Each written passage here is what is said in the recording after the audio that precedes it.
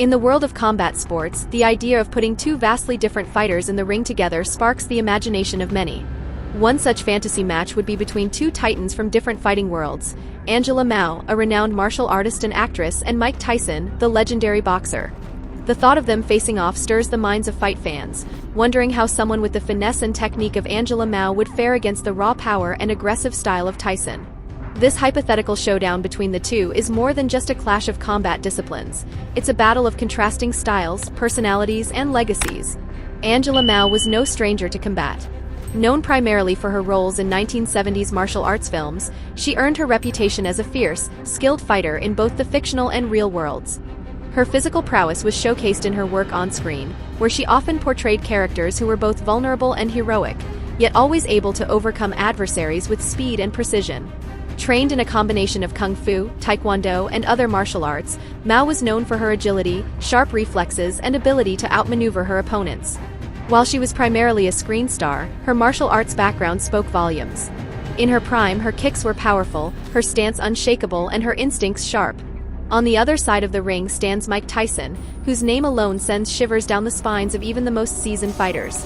The former world heavyweight champion was a force of nature, famous for his unparalleled punching power and aggressive fighting style. Tyson's combination of speed and ferocity was unheard of, especially in a heavyweight division where punches could end careers in a split second.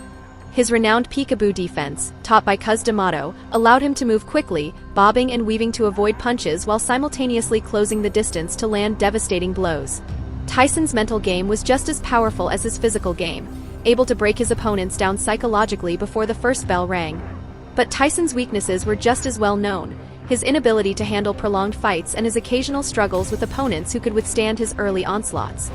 The fight begins with both fighters making their entrances. The crowd is divided, uncertain of how to judge this unusual matchup. Angela Mao enters the ring with a calm and collected demeanor, dressed in traditional martial arts attire, her eyes sharp and focused. Her experience in handling on-screen fight choreography gave her an aura of grace, and many speculated that her speed and movement would be key to defeating a powerhouse like Tyson. Mike Tyson, on the other hand, sauntered into the ring with the usual swagger of a boxer in his prime. His shorts and robe bore the symbol of his unstoppable reputation. Tyson's shoulders were massive, his fists looked like wrecking balls, and the look of intensity in his eyes made it clear that he wasn't there to play games. He had already defeated the best in the world, and no one in the arena thought that a martial artist, no matter how skilled, could survive his assault. As the bell rang, the fight started with Mao quickly assessing Tyson's rhythm. She moved gracefully, her footwork precise as she darted in and out of Tyson's reach, landing a few light jabs to his face.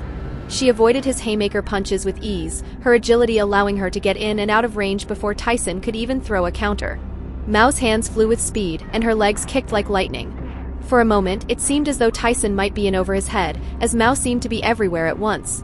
Tyson, however, wasn't known for his patience. His temper began to flare as he found it difficult to corner Mao, a fighter who had no intention of engaging with him on his terms. His heavy breathing became a sign of frustration.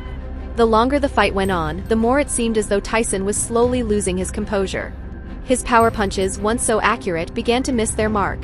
Mao danced around him with ease, using her quick reflexes to avoid his heavy blows. But Tyson was a predator. He was accustomed to overpowering his opponents with sheer force, and in his mind he knew that patience was the key to victory. The longer he fought, the more Mao's energy would drain.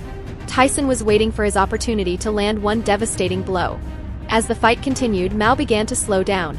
Despite her quick movements, Tyson's relentless pursuit wore her down. Mao's strategy was to land light strikes and avoid big engagements, but Tyson had already started to close the distance. His punches became more direct, and finally, after several rounds, he found his opening. In a split second, Tyson managed to trap Mao in a corner. Her movements had become slower, her breaths heavier. Tyson unleashed a series of body shots that took all the wind out of her, followed by an uppercut that rocked her head back. Mao crumpled to the canvas, her body unable to withstand Tyson's raw power. The referee's count began, but Angela Mao, unable to recover in time, stayed down, and Tyson was declared the winner. It wasn't the speed, the precision, or the strategy that won the fight.